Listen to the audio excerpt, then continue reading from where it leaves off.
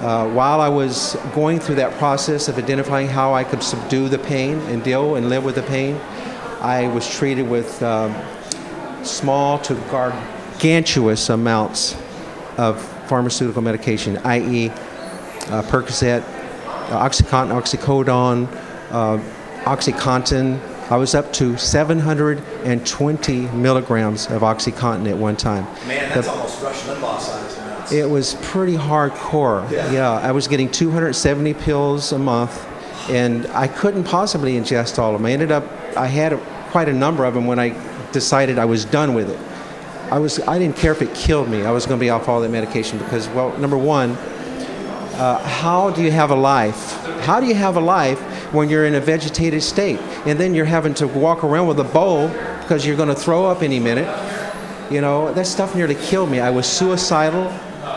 I hated Western medicine with a passion because they weren't remediating the pain. They were just medicating. And I wanted remediation. But anyway, so the good news is I got off all the hard medication, and because I knew I would die if I'd stayed on it. And I had made this conscious decision when I got through all this, I was going to go on. God bless you, thank you, NORML and everybody. I'm grateful. I'm very grateful. We're grateful to have you because it's people like you that are willing to stand up and say something about this because I've written my congressman, I've written my senator, I've talked to Ron Wyden over in Forest Grove where I answered phones for him.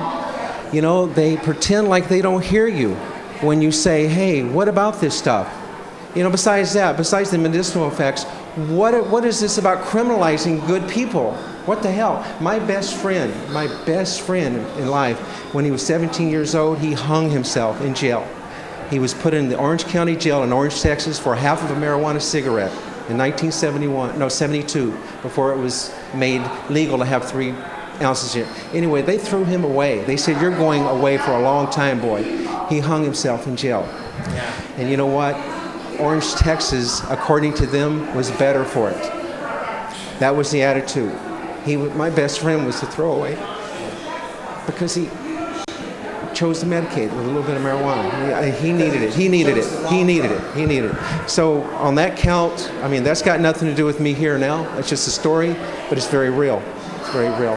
So how long have you been on our program now? Only since March. Since so very March. recent. Now, has there been a change in your pharmaceutical regimen?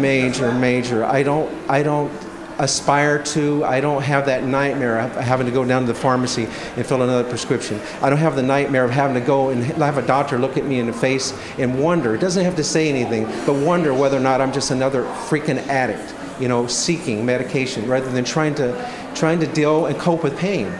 You know, pain is a big deal. It's a big deal. And people die. They die every day because they can't deal with it. They don't know what I know. You know, that's why I'm really grateful for you guys, you know, for doing this, for NORML and everybody. Thank you so much. Okay, my name is Michael William Ryan. I just joined NORML. I've been in the medical marijuana program for about 6 years now. I was diagnosed with full-blown AIDS in 2000. I have taken many different medications, as many as 26 pills a day, and they turn your guts into I don't even want to say. Makes you very nauseous. I used to weigh close to 200 pounds. Now it's all I can do to stay at above 140. And it's all because of medical marijuana, I think. I have the wasting syndrome, and I can't keep the weight on, and the 26 pills, trying to shove those down your throat, makes you very nauseous. I've tried Marinol. If you can get the pill down, it gets you really high, gets you very stoned, but it doesn't control the nausea. It doesn't have the effect. It just puts you into oblivion, and that's not helpful. It's not what you need. The other drugs that they have to help with nausea have opium in them, like phenergan. Yes. And so now you're addicted to opiates. Yeah. How lovely.